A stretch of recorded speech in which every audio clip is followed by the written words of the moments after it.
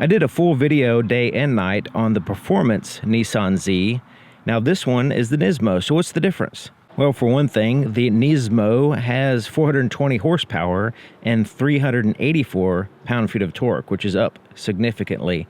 Now, it also only has an automatic transmission. You can't get the manual transmission option in the NISMO. Instead of the carbon fiber drive shaft like the sport and performance models, the NISMO has the steel. So the weight reduction from the carbon fiber is not going to happen with the NISMO because it needs that additional strength for the additional power. There's also enhanced engine cooling. So it has a regular radiator, but it also has a sub-radiator, a smaller additional radiator for additional cooling in the front of the vehicle. It has larger, more high-performance braking system. So the rotors are larger, they're also ventilated, and then it shares the same braking system with the performance with a 4-piston caliper in the front, 2-piston in the rear. A little bit wider wheels front and back, and they are a forged aluminum alloy, so it's very strong and very durable and very light. The tires are also upgradable. They are trackable, like you can take them on the track. They're very sticky, very high performance Dunlop tires. The entire suspension system of the vehicle has also been enhanced for track use.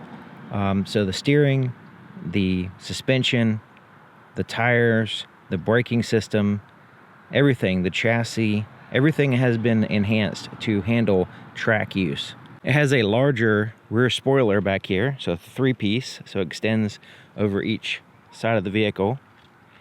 It's kind of blended in because it's the same color, but you can see here it does have additional downforce here on the back. And it kind of has these little corner spoilers here on the front, adding additional downforce in the front corners. This helps out with high-speed cornering and just overall keeping the front of the vehicle down. Now it has these Recaro seats, and typically Recaro seats are a little bit too much intrusive bolsters. This one's actually fairly comfortable for me. So not only does it keep me in my position very firmly, but it's not like uncomfortable. It's not overly uncomfortable to sit in these seats for a long period of time, like other ones that I've sat in.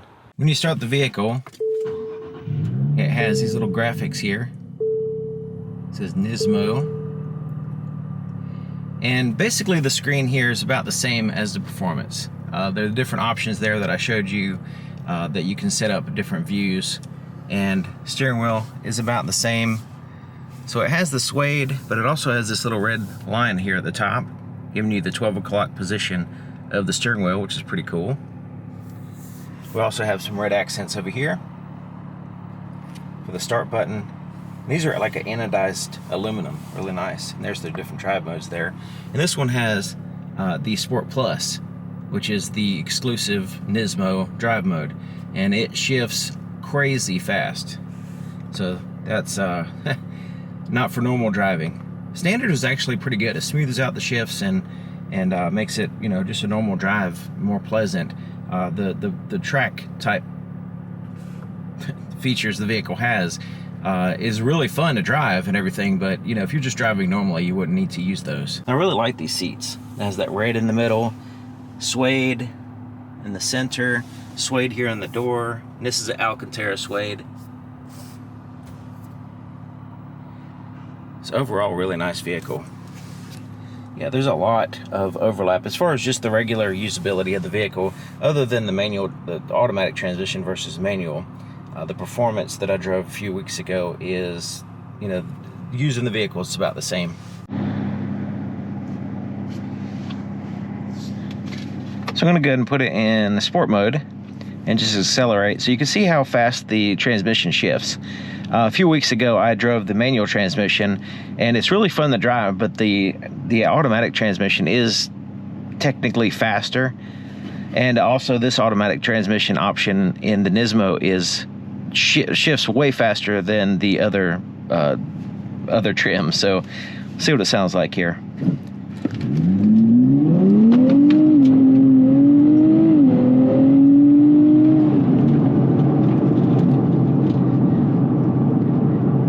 Yeah, it shifts way faster than a manual transmission for sure.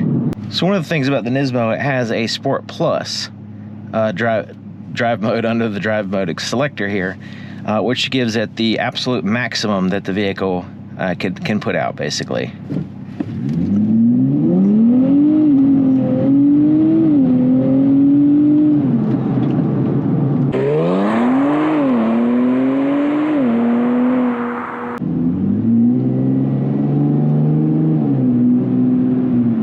When you're driving in normal drive mode, you can tell the transmission's more subdued. It doesn't like try to shift as fast, and it's just like a normal driving experience, I guess. When you put it in the different drive modes here, so like especially Sport Plus, man, is it just really feels like a totally different transmission. I'm just gonna drive slow.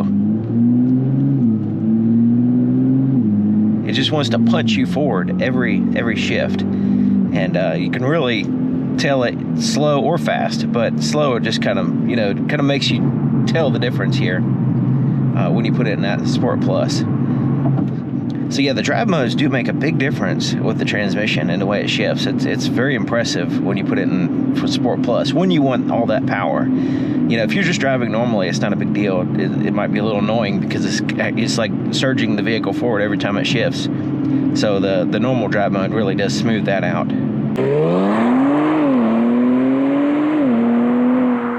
To me, the paddle shifters, they're good when you want to control the transmission, but the actual automatic transmission does a better job. But I'll just kind of show you what it's talking about here.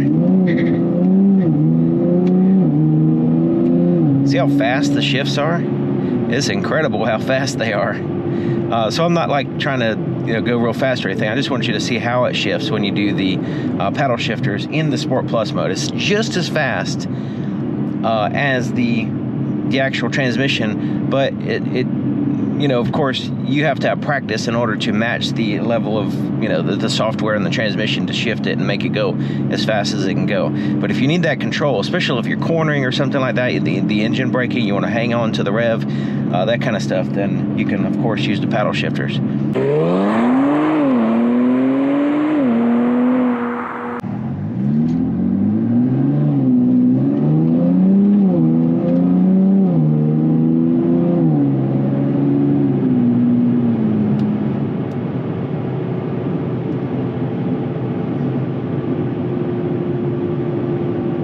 This little red line right there on the steering wheel is really nice. Had to get used to it, but it's really nice to kind of have a visual reference there for the 12 o'clock on the steering wheel. I didn't think it was going to make that much of a difference because you can kind of feel the steering wheel, especially if you have fixed hand positions. But having that, I can see where on a track or something like that could really come in handy. And this vehicle handles well on the corners, and overall it's a good handling vehicle. It has a very stiff ride though. If you're on a bumpy road or something, then you can feel the bumps. But it's not like a touring vehicle. It's a track vehicle, so it has to have a solid, predictable transmission and handling. So everything's just solid across the board. There's no sloppiness. It's very, very solid feeling.